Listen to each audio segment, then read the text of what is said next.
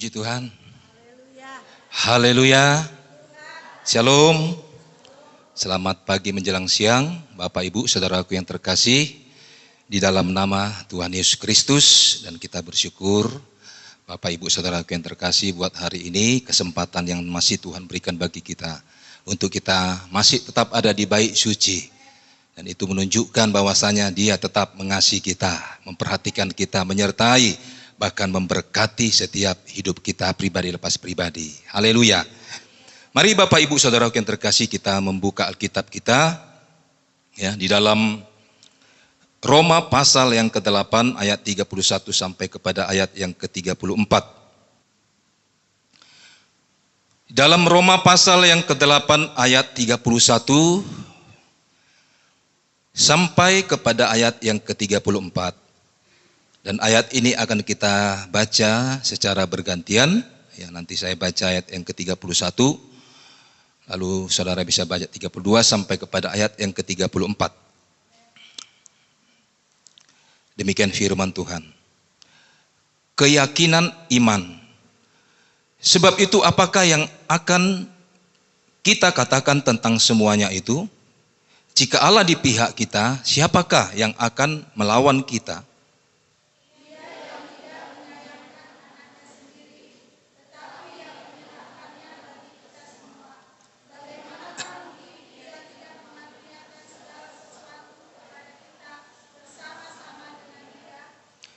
Siapakah yang akan menggugat orang-orang pilihan Allah, Allah yang membenarkan mereka? Siapakah yang akan menghukum mereka?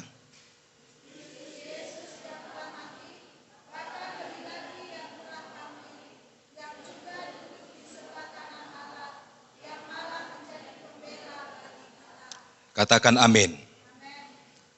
Haleluya. Hari ini saya akan sampaikan kebenaran firman Tuhan, saudaraku yang terkasih, ya. Yang temanya adalah pembela yang sejati, ya. Pembela yang sejati. Ya. Apa sih arti pembela? Ya. Sebelum kita jauh, ya, apa arti pembela itu? Pembela itu adalah orang yang sudah menolong kita atau yang sudah melepaskan kita dari bahaya. Ya. Melepaskan, menolong kita dari bahaya, dari kesukaran, ya.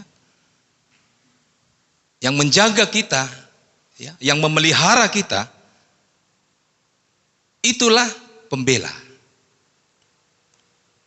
Haleluya. Ya. Bapak Ibu Saudaraku yang terkasih, ya. Saudara saya, kita semua, ya, tidak ada satu pun yang terkecuali di antara kita yang hadir pada saat pagi hari ini. Semua kita butuh pembelaan. Amin.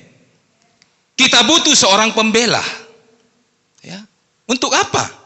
Untuk bisa memelihara kita, untuk bisa menjaga kita, untuk bisa melepaskan kita dari bahaya, untuk bisa menyatakan pertolongannya bagi kita di saat kita mengalami persoalan masalah. Jadi kita butuh pembela, ya. Butuh seorang pembela dalam kehidupan kita, ya. Siapapun kita, ya. Dari anak kecil sampai kepada orang tua, kita semua butuh pembelaan. Haleluya, ya. Kita butuh pembela.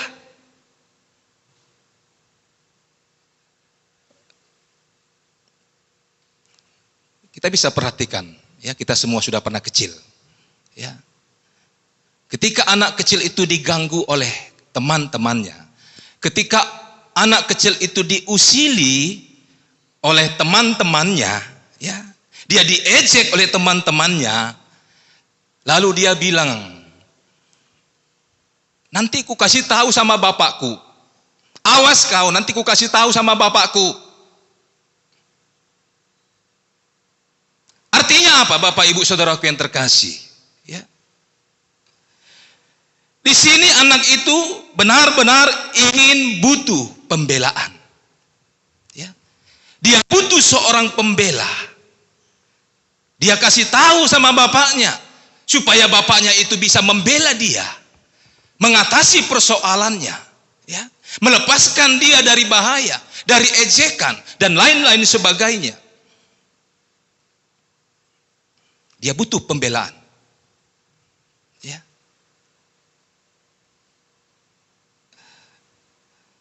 Tapi bukan anak kecil saja, saudara yang terkasih. Bukan anak kecil saja saya katakan, ya. Tapi orang dewasa juga, ya. Bahkan kita sudah orang tua pun kita butuh pembelaan. Ketika kita mengalami masalah, ketika kita mengalami persoalan dalam kehidupan kita, ya. Ada kasus yang menimpa kita. Ada perkara yang sedang kita hadapi dalam hidup kita. Pasti dia akan mencari seseorang yang dapat membela dia. Dia mencari orang-orang yang berpotensi untuk bisa menolong dia, melepaskan dia dari bahaya, untuk menyelesaikan segala masalah persoalannya. Ya. Jadi artinya apa? Semua manusia itu butuh yang namanya pembela. Ya. Apalagi kalau bicara tentang kasus hukum. Dia berada di atas kasus hukum. Pasti dia akan sangat butuh sekali pembela. Dia butuh pengacara. Ya, makanya ada pengacara. Makanya ada advokat. Makanya ada pembela. Untuk apa? Untuk membela orang yang berkasus. Ya. Untuk membela orang yang berperkara. Ketika seseorang terjerat kasus, maka dia biasanya mencari pembela, pengacara yang handal, yang terkenal. Apalagi kalau dia itu banyak uang. Ya. Dia cari. Dia tidak peduli berapa yang harus dia keluarkan biaya, anggarannya berapa, uangnya habis berapa, hartanya habis, dia tidak peduli. Yang penting dia dilepaskan, dibebaskan. Dia cari-cari pengacara, ya, supaya ia dapat dibebaskan dari kasus hukum yang akan menjeratnya, ya, bahkan bebas dari hukuman, ya. Tetapi bagaimanapun juga saudaraku yang terkasih, manusia itu terbatas. Ya. Manusia itu terbatas. Pengacara itu terbatas. Pembela itu terbatas untuk membela kita. Dunia itu terbatas, bahkan hukum pun terbatas. Hukum dunia yang ada dalam dunia ini, bumi ini terbatas untuk membela kita. Di zaman sekarang ini, orang-orang sudah merasa, ya, di pengadilan itu sudah tidak lagi ada pengadilan, keadilan. Ya, namanya aja pengadilan, tapi sudah tidak lagi ada keadilan di sana. Ya. Makanya ada istilah tajam ke bawah, tumpul ke atas. Ya. Tajam itu kepada orang-orang yang tidak berdaya, kepada orang-orang uangnya yang terbatas, yang tidak ada hartanya, tapi tumpul ke atas pada orang-orang yang terkenal, kepada pejabat-pejabat dan lain-lain sebagainya. Hukum itu sudah tumpul, gak berdaya, ya. Tapi firman Tuhan hari ini, saudaraku, di dalam ayat yang telah kita sudah baca bersama, berkata bahwa kita punya pembela yang benar, kita punya pembela yang sejati, yaitu Yesus Kristus. Haleluya. Ya. Jadi bersyukurlah saudara sebagai orang Kristen. Amin. Ya, bersyukur. Coba katakan kepada kanan kirimu, bersyukurlah kau kawan sebagai orang Kristen. Ayo. Ya. Bersyukurlah kawan sebagai orang Kristen. Haleluya. Jadi kita bersyukur sebagai orang Kristen, sebagai anak-anak Tuhan kita bersyukur. Kita tidak perlu membela Tuhan. Itu yang terpenting. Haleluya. Ya, kita nggak perlu membela Tuhan. Justru Tuhanlah, justru Dialah sebagai pembela kita. Banyak sekali saudaraku orang-orang yang ada di luar sana, ya, mereka melakukan ya perbuatan-perbuatan anarkis, ya, mereka nggak mau tahu apapun yang terjadi, mereka nggak mau tahu. Kenapa? Katanya mereka membela agama, ya, katanya mereka membela kitab suci mereka, ya, katanya mereka membela Tuhan mereka, Allah mereka, ya. Itu katanya. Kalau bisa kita sadari siapa kita ini, siapa kita saudaraku, dibandingkan dengan Dia, Tuhan pencipta kita, ya. Apakah layak kita untuk membela Tuhan kita, membela kitab suci kita? Makanya saya katakan bersyukurlah kita sebagai orang Kristen. Tidak seperti orang-orang yang ada di luar sana. Haleluya. Ya.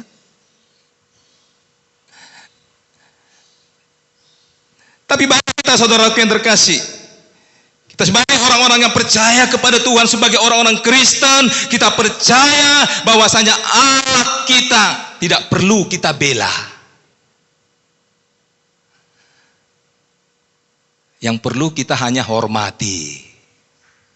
Amin. Allah itu perlu kita hormati, kita sembah. Allah itu perlu kita muliakan. Maka Dialah yang akan menjadi pembela kita. Bukan kita yang membela Tuhan kita. Tapi Dialah yang menjadi pembela kita yang setia. Haleluya. Kepada siapa Tuhan menunjukkan pembelaannya?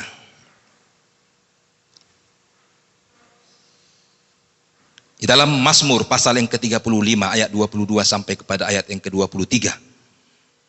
Mazmur 35. Haleluya.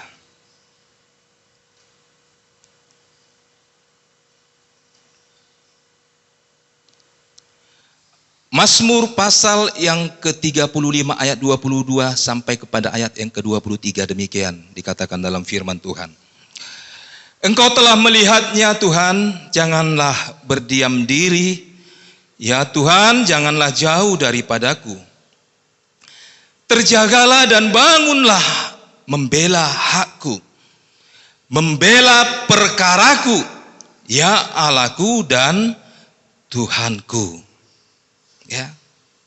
Kepada siapa Tuhan menunjukkan pembelaannya? Yang pertama, yaitu kepada orang-orang yang saat ia dimusuhi tanpa alasan, ia tidak membalas, namun menyerahkannya kepada Tuhan. Ya. Kepada siapa?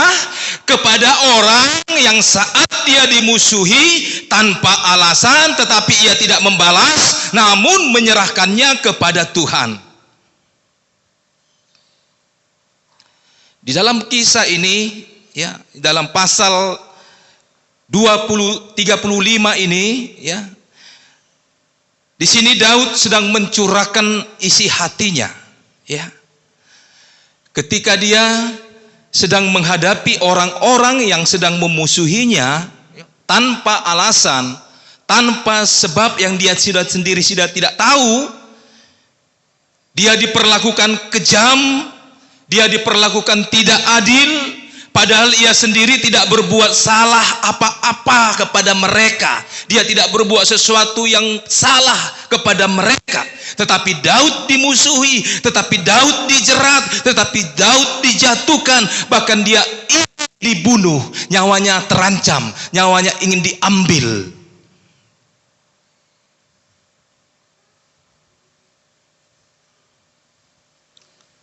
Di dalam ayat yang keempat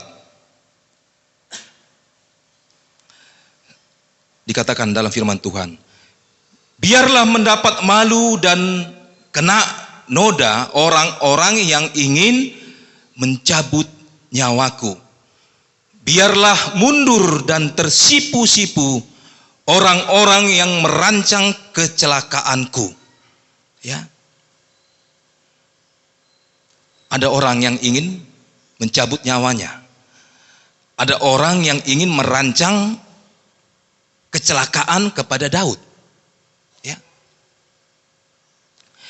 Lalu dalam ayat yang ke-11 sampai kepada ayat yang ke-16, perhatikan. Saksi-saksi yang gemar kekerasan bangkit berdiri.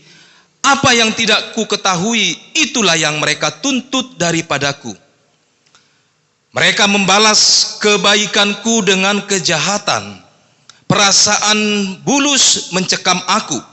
Tetapi aku ketika mereka sakit, aku memakai pakaian kabung. Aku menyiksa diriku dengan berpuasa. Dan doaku kembali timbul dalam dadaku. Seolah-olah teman-temanku atau saudarakulah yang sakit. Demikianlah aku berlaku. Seperti orang yang berkeluh kesah karena kematian ibu. Demikianlah aku tunduk dengan pakaian kabung.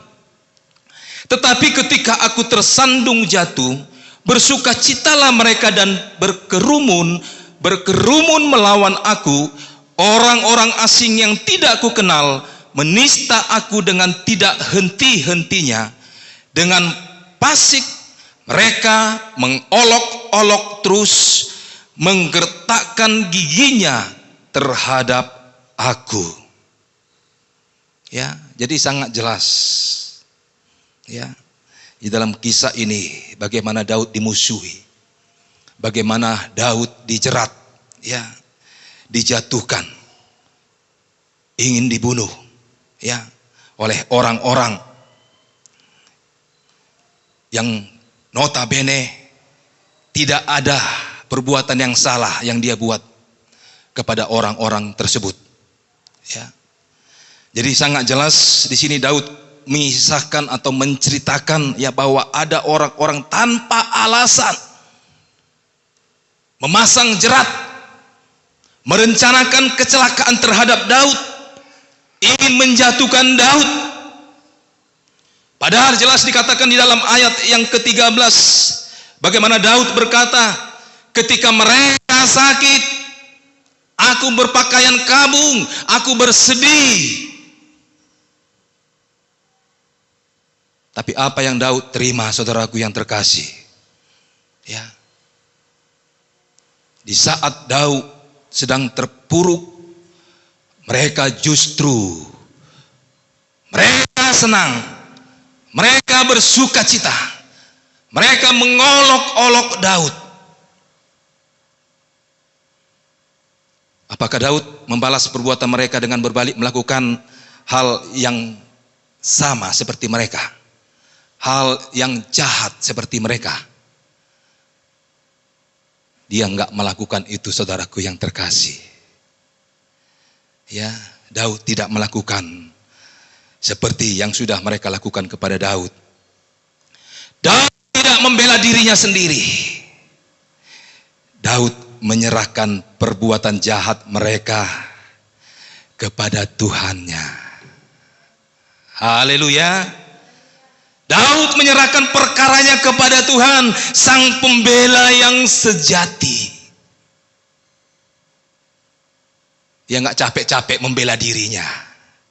Dia nggak capek-capek berpidato di muka orang-orang banyak yang sedang memusuhinya.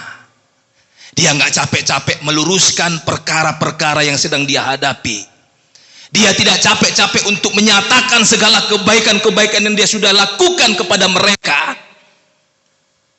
Tapi dia percayakan segala sesuatunya kepada Tuhan, sang pembela yang sejati. Dia serahkan kepada Tuhan. Apa yang dia sedang hadapi itu dia serahkan kepada Tuhan. Perkara yang dia sedang hadapi itu dia serahkan kepada Tuhan, yang adalah pembela yang sejati bagi Daud. Haleluya. Ya. Dalam doanya dia berkata, Tuhan, Engkau maha melihat. Engkau maha melihat. Engkau tahu segalanya Tuhan. Engkau lihat semua yang sedang kualami. Engkau lihat Tuhan, aku lakukan yang baik, tapi mereka membalas kejahatan bagiku. Engkau lihat mereka mencelakaiku, mereka sedang ingin menjatuhkan aku, bahkan membunuh aku. Semuanya Engkau tahu Tuhan, semuanya Engkau lihat Tuhan. Janganlah berdiam diri, bangunlah dan belalah perkaraku.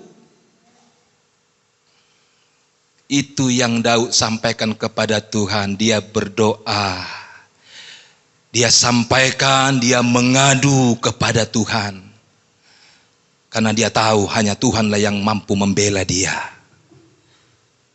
Haleluya. Ya. Bapak Ibu Saudaraku yang terkasih, mampukah kita melakukan hal yang sama seperti Daud ini? Sanggupkah kita melakukan hal yang sama? Sementara di sekeliling kita, di keluarga kita, bahkan mungkin tetangga kita, sahabat-sahabat kita, di tempat kita di mana bekerja, ada orang di sekeliling kita yang ingin menjatuhkan kita, mencelakai kita, bahkan mungkin ingin membunuh kita.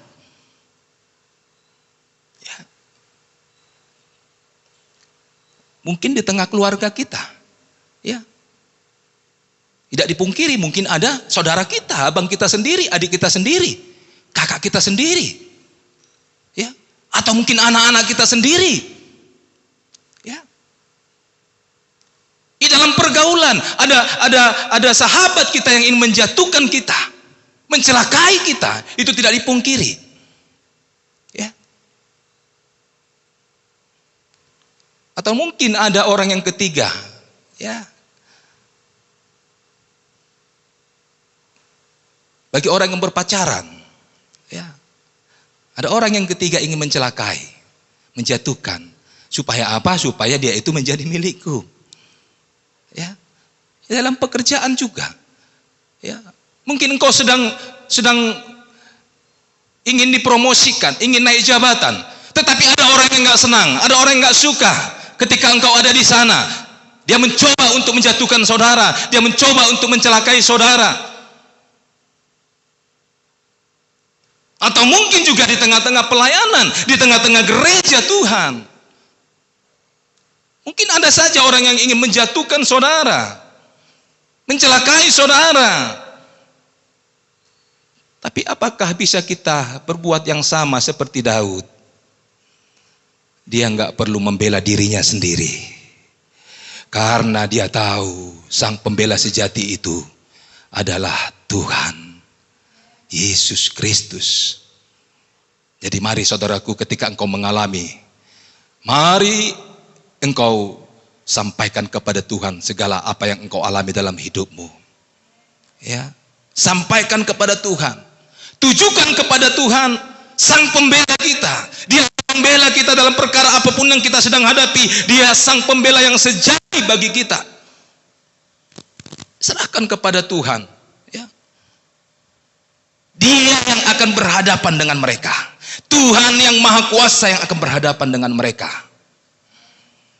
Gak perlu Tuhan kita bela. Haleluya. Ya. Seandainya saudara mengalami sebuah kasus, kemudian saudara menyerahkannya kepada seorang pengacara, ya, atau seorang pembela, ya. Dengan otomatis berarti mereka itu tidak lagi berhadapan dengan kita. Dengan siapa mereka berhadapan? Dengan pembela kita. Benar? Ya, makanya kalau ada panggilan kadang-kadang, ya, terdakwa, tersangka itu nggak hadir. Bisa diwakilkan sama pembelanya. Kenapa? Karena sudah diberikan otoritas sepenuhnya kepada pembelanya. Maka pembelanya itulah yang akan terus hadir, pembelanya itulah yang akan menjawab bertanya dan lain sebagainya di pengadilan. Jadi ketika kita sudah jadikan Tuhan menjadi pembela kita, nggak perlu kita berhadapan dengan mereka. Tuhanlah yang menjadi pembela kita. Tuhanlah yang akan menghadapi mereka. Kita serahkan masalah kita. Kita serahkan perkara kita kepada Tuhan. Maka musuh-musuh kita tidak lagi berhadapan dengan kita. Tapi mereka berhadapan dengan Tuhan kita. Haleluya. Ya. Pembela kita yang sejati yaitu Tuhan Yesus Kristus. Pembela kita yang sejati, Dia yang tidak pernah tertidur. Dia yang tidak pernah terlelap. Dia pembela kita yang sejati. Haleluya. Mari serahkan segala perkara-perkaramu, masalah-masalahmu kepada Tuhan. Dia yang akan berperkara bagimu. Dia yang akan membela kasusmu, perkaramu, persoalanmu dalam kehidupanmu. Haleluya. Lalu yang kedua, saudaraku, kepada siapa Tuhan menunjukkan pembelaannya? Yang kedua, di dalam Yohanes pasal yang ke-8.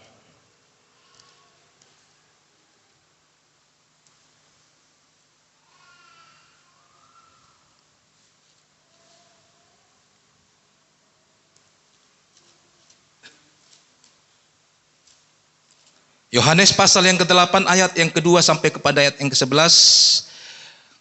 Saudara bisa perhatikan, saya akan baca secara cepat. Ya.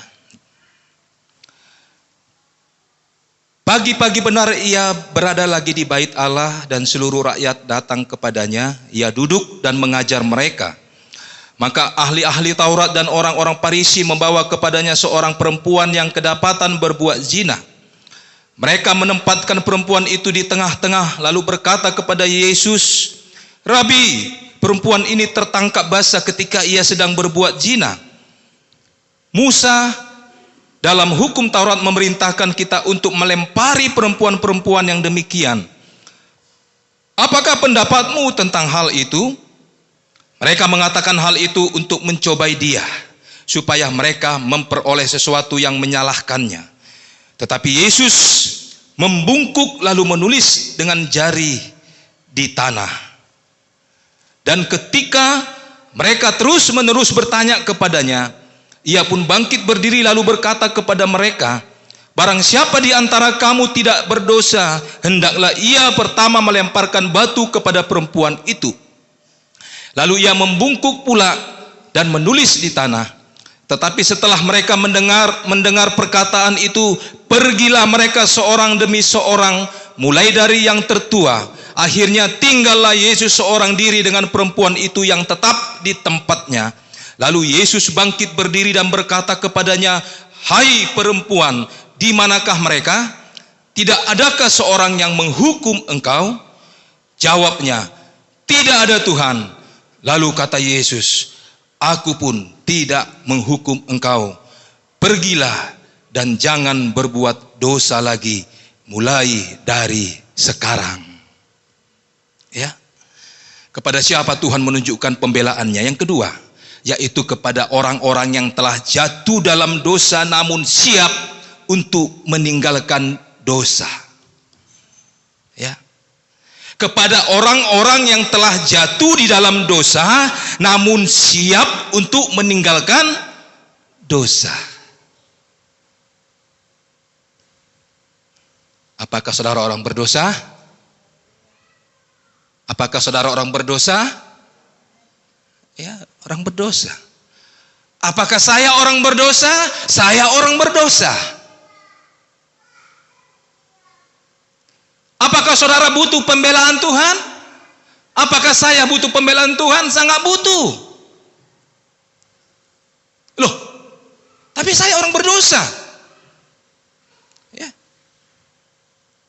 Tapi ketika kita yang adalah orang yang berdosa, tapi kita siap mau meninggalkan dosa, maka Tuhan akan membela kita. Amin. Ya. Di dalam kisah ini ada perempuan yang kedapatan berbuat zina, ya. perempuan ini berbuat dosa, perempuan sundal. Ya. Lalu ketika dia ketahuan, lalu ahli-ahli Taurat, ya, orang-orang Farisi, ya, mereka membawa perempuan ini, mereka menyeretnya ke hadapan Yesus. Ya. Mereka mau mencobai Tuhan. Ya. Kalau menurut hukum Taurat dikatakan perempuan yang mereka bawa itu, ya, harus dibawa kepada rakyat, dan rakyat akhirnya melempari perempuan itu sampai mati. Itu hukuman menurut hukum Taurat. Ya. Tapi apa pandangan Yesus tentang hal ini, saudaraku yang terkasih? Yang notabene-nya perempuan ini harus dihukum mati. Dia harus dirajam sesungguhnya. Dia harus dilempari dengan batu oleh orang-orang banyak sesungguhnya. Sebab dia adalah orang yang sudah berdosa. Dia telah berbuat zina. Tapi apa pandangan Tuhan Yesus tentang hal ini? Bagaimana respon Yesus? Ternyata respon Yesus sangat mengejutkan. Ya. Ayat yang ke-7. Dan ketika mereka terus-menerus bertanya kepadanya, kepada Yesus, ia pun bangkit berdiri lalu berkata kepada mereka, barang siapa di antara kamu tidak berdosa, hendaklah ia yang pertama melemparkan batu kepada perempuan itu. Ya. Bukan ini jawaban yang ditunggu orang Farisi. Ya. Bukan ini tindakan respon yang mereka tunggu dari seorang Yesus. Tapi ternyata saudaraku berbeda sekali pandangan mereka kepada pandangan Yesus di dalam hal ini. Barang siapa di antara kamu yang tidak berdosa dikatakan, hendaklah ia terlebih dahulu, ya, yang pertama sekali, ya, melemparkan batu kepada perempuan ini. Enggak ada satupun yang berani untuk melempar perempuan ini. Nggak ada seorang pun di antara mereka yang berani melemparkan batu kepada perempuan yang telah berbuat zina itu. Malah mereka pergi. Mereka keluar satu persatu. Mulai dari yang tertua hingga hanya Yesus dan perempuan itulah yang tertinggal. Ya. Dengan kata lain, sesungguhnya mereka itu mengakui, menyadari bahwasanya mereka juga adalah orang-orang yang berdosa. Tapi mereka tidak pernah mau mengakui. Mereka tidak siap untuk meninggalkan dosa mereka.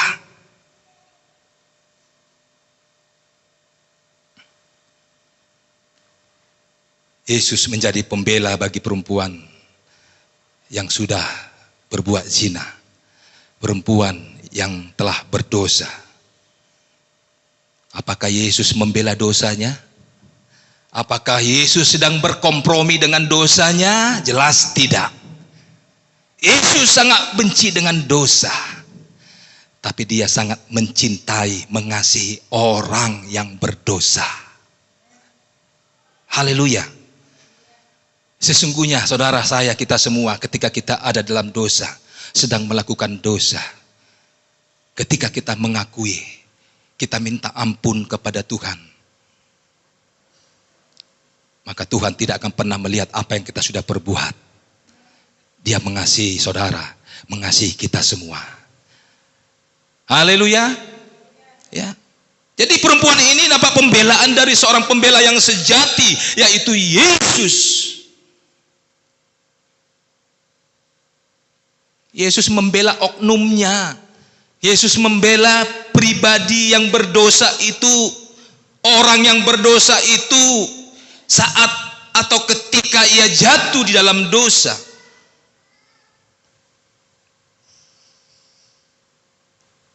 dia membela dan menyelamatkan dia dari dosa. Haleluya. Sehingga pada akhirnya Yesus memberi peringatan kepada perempuan ini.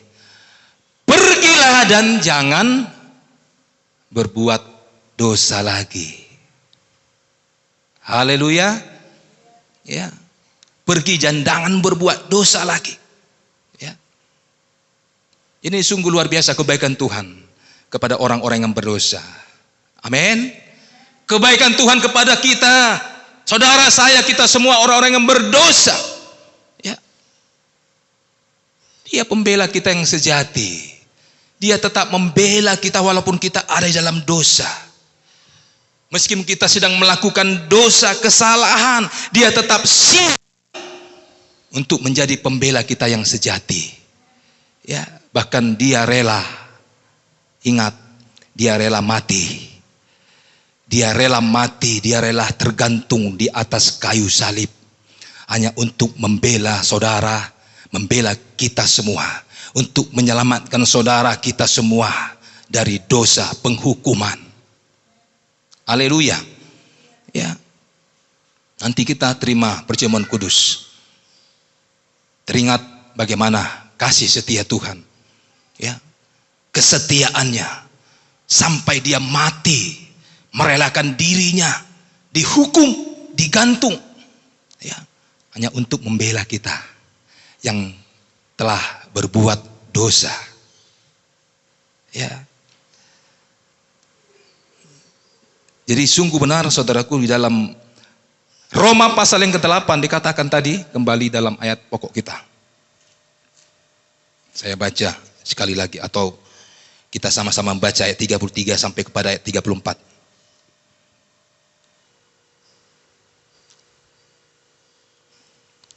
Ayat 33 sampai kepada ayat 34. Ayo, 1, 2, 3.